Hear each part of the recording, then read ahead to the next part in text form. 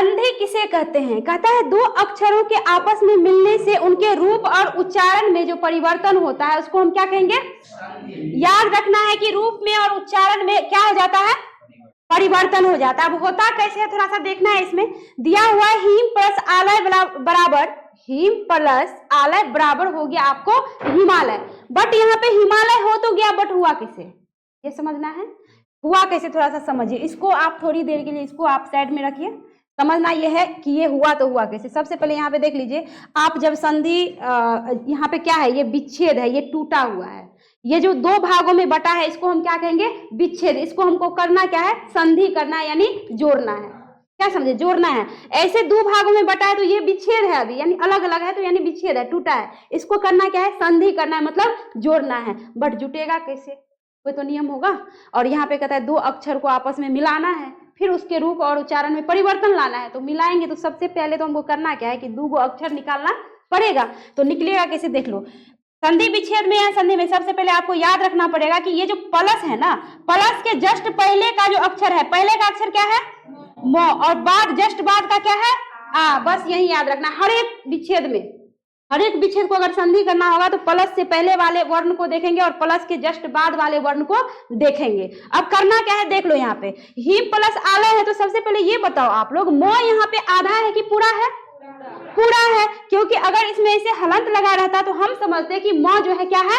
आपको आधा है। आधा म आप ऐसे लिखो या ऐसे लिखो, बात हुई बराबर, है ना। क्योंकि म हलंत प्लस अ करते हैं तब जाके होता है पूरा म। तो इसका मतलब तो यही हुआ कि म यहाँ पे पूरा म है, यानी इसमें क्या छिपा है? अ है। ऐसे भी हम म बोलते हैं तो म के बाद क्या आ रहा है? अ आ रहा है। म यानी अ आ रहा है। उच्चारण से भी पता चल रहा है ना। तो यहाँ पे देख लो करेंगे क्या कि सबसे पहले हमको क्या कहता है, यहाँ पे दो अक्षरों के आपस में मिलने से तो दो को अक्षर हमको पहले बाहर निकालना है कहीं से। तो कहीं से नहीं निकालना है, इस प्लस के पहले प्लस के बाद से ही निकालना है। इसमें करेंगे क्या कि हलंत लगा देंगे। हलंत लगा के थोड़ी देर के लिए अ को क्या करते हैं? बाहर कर देते हैं। बाहर कर लिए। अब यहाँ पे जो हिम बच गया, चलो यहाँ पे हिम को क्या करते हैं? उतार देते हैं, जैसे है वैसे। ठीक है, उतार दिए। अब यहाँ पे देखो, यहाँ अ प्लस इस साइड क्या है? आ है। अब चलो प्लस की जगह प्लस आ के बदले आ लिख दिया। अब अ प्लस आ जब करते हैं तो दोनों जुट के क्या बन जाता है? ये दोनों जुट के बन गया आ। अब इस आ को करे क्या? इस आ को क्या हम यहाँ पे ऐसे आ की तरह उतार दे। ऐसे उतारेंगे तो ये जो है शब्द हो गया एकदम भद्दा। क्योंकि हम कभी भी स्वर को उतारते नहीं, स्वर की मात्राओं का हम क्या करते हैं? प्रयोग करते हैं। तो आ के बदले आ की यहाँ पे क्या दे देंगे? मात्रा। कितनी मात्राएं हैं बताइए? 10। स्वर की संख्या कितनी है? 11। और मात्रा हो गई 10। अ की कोई मात्रा नहीं होती। अ हमेशा वर्ण व्यंजन वर्ण में क्या होता है? छिपा हुआ होता है, साइलेंट अवस्था में होता है। लेकिन उच्चारण करते हैं तो पता चल जाता है। जैसे क च ट ऐसे बोलते हैं तो अ आ रहा है अंत में, है ना। तो यहाँ पे आ से स्टार्ट होता है मात्राओं का, है ना। तो यहाँ पे क्या हुआ कि आ के बदले हम क्या किए? यहाँ पे आ की मात्रा डाल दिए। और जो ही हम मात्रा डालते हैं ना, ये हलंत बेचारा यहाँ से क्या हो जाएगा? हट जाएगा। अब हिमा हो गया। अब देख लो यहाँ पे, यानी ये आ तो इधर जुट चुका था। अब आगे यहाँ पे क्या बचा था? लय। तो यहाँ पे क्या करेंगे हम? लय उतार देंगे। तो इस तरह से देख लो कि दो वर्णों का मेल हुआ। अक्षरों कहता है दो अक्षरों के आपस में मिलने से, तो एक अ है एक आ अक्षर है, दोनों को आपस में मिला दिए तो दोनों के रूप और उच्चारण में परिवर्तन हो गया। रूप में कैसे परिवर्तन हुआ? इधर दो गो भाग में बटा हुआ है, अलग अलग है।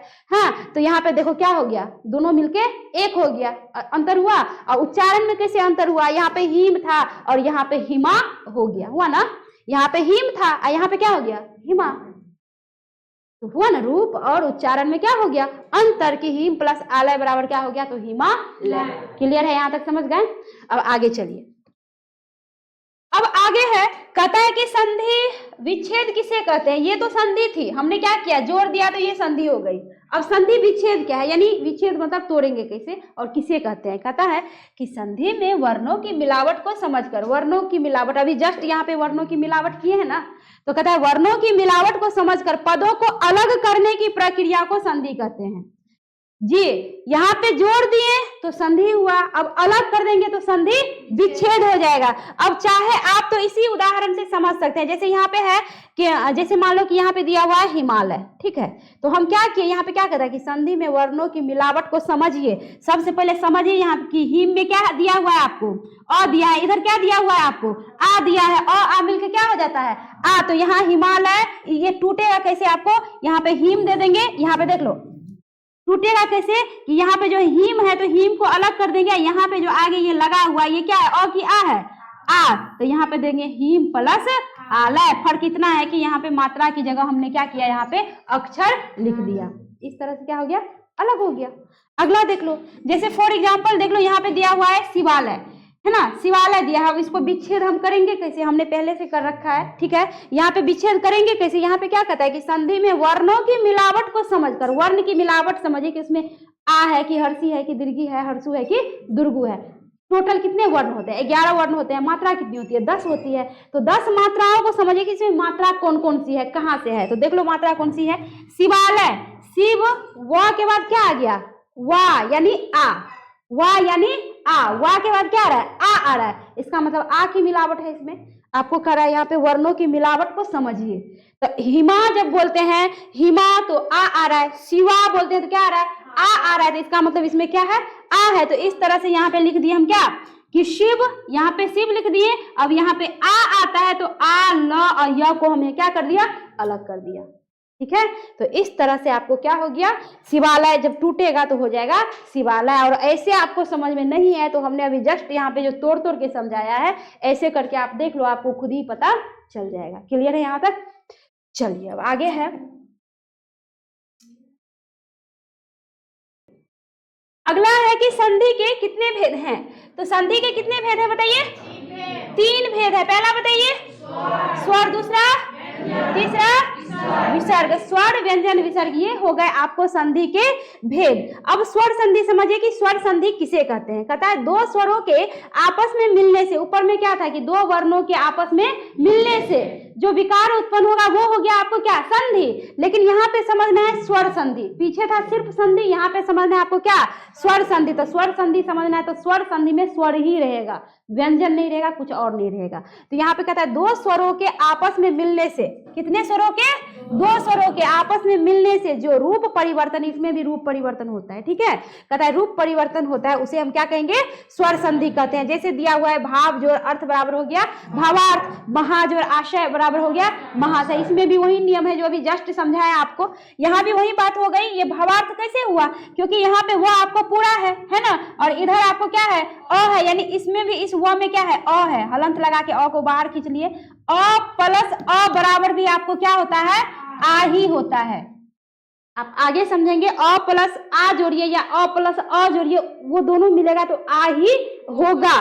तो इस हिसाब से यहाँ पे भाव में, यहाँ पे क्या हो गया कि चलो यहाँ पे भाव बच गया तो यहाँ पे हम भाव उतार देंगे, ठीक है। यहाँ पे अ प्लस अ को जोड़े तो क्या बन गया, आ बन गया, तो आ के बदले यहाँ पे आ की क्या देंगे, मात्रा देंगे, और यहाँ पे जो ही मात्रा लगेगा तो हलंत क्या हो जाएगा, हट जाएगा, और इधर बच गया आपको क्या, क्योंकि ये आ तो इसमें आके जुट गया ना, पीछे आके जुट गया, तो बचा क्या, था और ऊपर रेफ, ठीक है, तो यहाँ पे देंगे था और उसके बाद ऊपर रेफ, तो यानी भाव जोड़ अर्थ बराबर आपको क्या हो गया, भावार्थ। तो महाशय भी आप लोग समझ ही गए होंगे कि कैसे हुआ, यहाँ पे आ दिया हुआ है, ये कौन सी है, आ है ना, अरे आ के बदले आ की मात्रा है, अब प्लस इधर क्या है, आ है, अब ये आ प्लस आ को जब हम जोड़ते हैं तो होता क्या है, आ होता है। तो इस तरह यहाँ पे म है तो यहाँ पे म दे देंगे, इस आ के बदले आ की यहाँ पे क्या करेंगे, मात्रा देंगे, बच गया यहाँ पे श और य, तो यहाँ पे स और य को क्या करेंगे, उतार देंगे। क्लियर है, कहीं कोई दिक्कत? अब अगला है स्वर संधि के कितने भेद हैं, तो बताइए स्वर संधि के कितने भेद हैं, 5। पहला बताइए दीर्घ, दूसरा गुण, तीसरा वृद्धि, नेक्स्ट यन, और अंतिम क्या है, आयादी। यानी आपके 5 भेद हो गए स्वर संधि के, जिसमें पहला दीर्घ, दूसरा गुण, तीसरा वृद्धि, चौथा यन और 5वां आयादी। इसको आपको क्या करना है, याद रखना है, ठीक है, आपको काम आएगा ऑब्जेक्टिव टाइप क्वेश्चन में। क्वेश्चन पूछ देगा कि स्वर संधि के कितने भेद होते हैं, तो स्वर संधि के कितने भेद होते हैं, तो 5 भेद होते हैं। और संधि के कितने भेद होते हैं, 3 भेद। कौन कौन बताइए तो थोड़ा सा। वेरी गुड, याद रखना है इसको। आपका आपने अभी पढ़ा स्वर संधि के 5 भेद होते हैं, जिसमें पहला आपको क्या था? दीर्घ संधि था। यहाँ पे देख लीजिए, कहता है कि यदि ह्रस्व या दीर्घ अ आ के बाद ह्रस्व या दीर्घ अ आ आए तो दोनों के स्थान पर क्या हो जाता है? आ हो जाता है। अब आपको यहाँ पे ये समझना है कि ह्रस्व और दीर्घ होता क्या है। ध्यान से समझिए। ह्रस्व मतलब होता है एक मात्रा और दीर्घ मतलब होता है एक से अधिक मात्रा। फॉर एग्जाम्पल, आप अ बोलेंगे तो अ में एक ही मात्रा का समय लगा। आप लिखेंगे भी ऐसे अ तो एक गो अ है, लेकिन अब आप जब आ बोलते हैं तो आ यानी लंबा खिंचाता है, और जब आप तोड़ते हैं इस यहाँ पे जैसे मान लो आ है, इसको जब हम तोड़ेंगे तो होता है अ प्लस अ बराबर क्या होता है? आ, यानी एक अ इधर एक अ इधर, कितने अ हो गए? 2 अ, तो 2 मात्रा हुआ। तो ह्रस्व मतलब होता है एक मात्रा, या फिर आप ह्रस्व मतलब कहें तो छोटा और दीर्घ मतलब कहें तो बड़ा। समझ गए? तो जहां जहां भी ह्रस्व दीर्घ रहेगा तो आप ये समझिए, ह्रस्व मतलब होता है छोटा, दीर्घ मतलब होता है बड़ा। ह्रस्व मतलब होता है एक मात्रा, दीर्घ मतलब होता है उससे अधिक मात्रा। समझ गए? और उससे अधिक मात्रा मतलब 2 मात्रा। एक और भी आता है पलूत आता है, जो आपने पीछे जस्ट पढ़ा, तो उसमें क्या होता है? पलूत में जो है 2 मात्रा से भी अधिक होता है। जैसे मैं पढ़ाए थे हे राम, तो हे राम, जैसे ओम, है ना। तो पीछे आपने पढ़ा ही था, तो मुझे समझाने की आवश्यकता नहीं है, आप लोग खुद बहुत इंटेलिजेंट बच्चा है। तो चलिए यहाँ पे समझिए, कहता है कि यदि ह्रस्व या दीर्घ अ आ के बाद, यानी अ आ के बाद पुनः जो अ आ आएगा ना, तो दोनों मिलके हो जाएगा आ। दोनों मिलके क्या हो जाएगा? आ। अब देख लिए यहाँ पे हमने जो है, यहाँ पे एक तरह से जो है फॉर्मूला सूत्र समझिए, जो समझिए दे रखा है। यहाँ पे देखिए क्या होगा, अ प्लस अ करेंगे तो क्या होगा? आ। अब अ में आ जोड़ेंगे फिर भी क्या बनेगा? आ। और आ में अब इस आ को इधर ले आए, इस अ को इधर दे आए, फिर भी क्या हुआ? आ। अब अंत में किए आ प्लस आ, फिर भी क्या हुआ? आ। यानी आप दाएं बाएं ऊपर नीचे जिधर से भी अ आ को जोड़ेंगे ना, होना क्या है? घुड़ फिर के आए होना है। घूम फिर के क्या होना है? आ ही होना है, कुछ नहीं होना। यानी ह्रस्व से क्या होना है? दीर्घ होना है, यानी छोटा से क्या होना है? बड़ा होना है। मान लो गिलास में आप पानी डालोगे, 1 कप डालोगे, फिर 1 कप डालोगे, तो वो बढ़ेगा कि घटेगा? बढ़ेगा। तो इस अ में आ जोड़िए या आ में अ जोड़िए, यानी जुट रहा है, यहाँ पे माइनस थोड़ी ना हो रहा है, प्लस हो रहा है, तो वो क्या होगा? बड़ा होगा। यानी ह्रस्व से क्या होगा? दीर्घ होगा, छोटा से क्या होगा? बड़ा होगा। तो बस माइंड में इतना रखना है कि होना क्या है? तो आ होना है। अब उसी आधार पे ये सारा का सारा विच्छेद है, इसको हमको क्या करना है? संधि करना है। क्या करना है? संधि करना है। ये टूटा हुआ है ना, 2 भागों में बटा है ना, तो 2 भागों में बटा है मतलब क्या है? संधि है कि विच्छेद है? विच्छेद है। तो इसको करना क्या है? संधि करना है। करेंगे कैसे? देखो, जैसे दिया हुआ है अन्न प्लस अभाव, एक मैं बता रही हूं, बाद बाकी आप लोगों को बताना पड़ेगा। अन्न प्लस अभाव बराबर क्या होगा?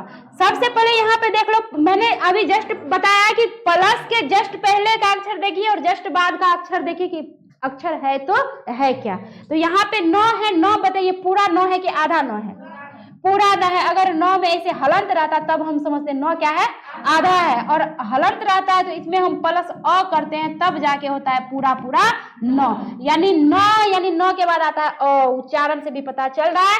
और ऐसे भी नियम है कि व्यंजन बिना स्वर की सहायता से एक कदम भी नहीं चल सकता। ये 9 आपको व्यंजन हो गया और 9 पूरा है, यानी इसमें अ है। तो हम करेंगे कि यहाँ पे हलंत लगा के अ को थोड़ी देर के लिए हम क्या करेंगे?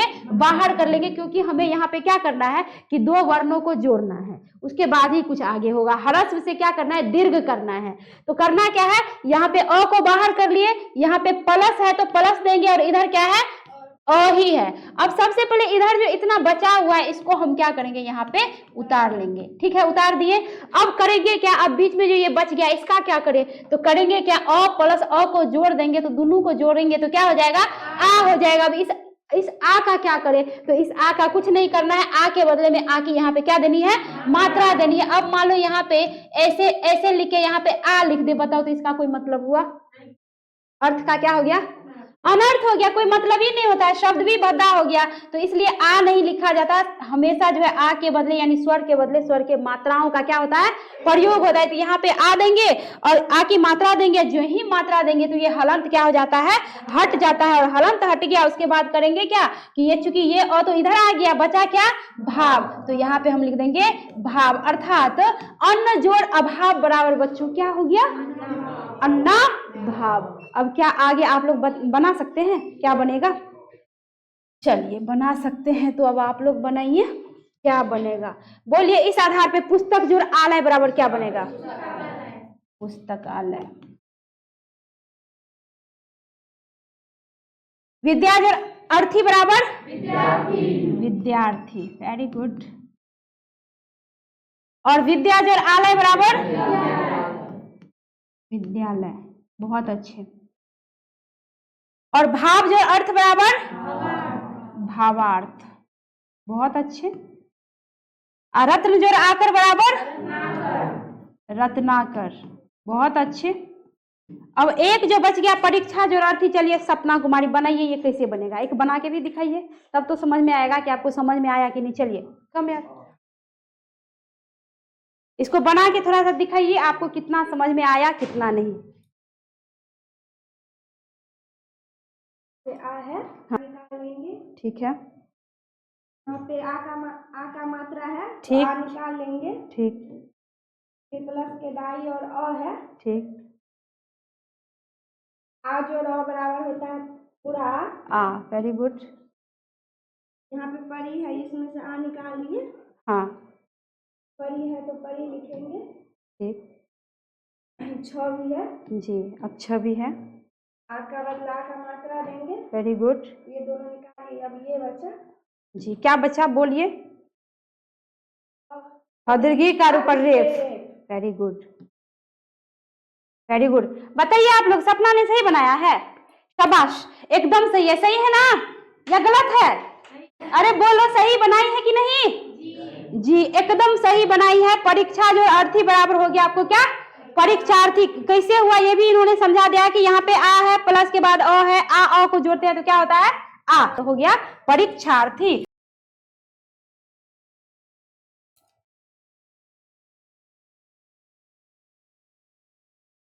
तो सपना ने बनाया परीक्षा जोड़ अर्थी बराबर परीक्षार्थी। अब अंतिम रह गया प्रतीक्षा जोड़ आलय। ये आप लोगों के ऊपर है, जो भी ऑनलाइन बच्चे देख रहे हैं, आप लोग कमेंट में बताएंगे कि ये प्रतीक्षा जोड़ आलय बराबर क्या होगा।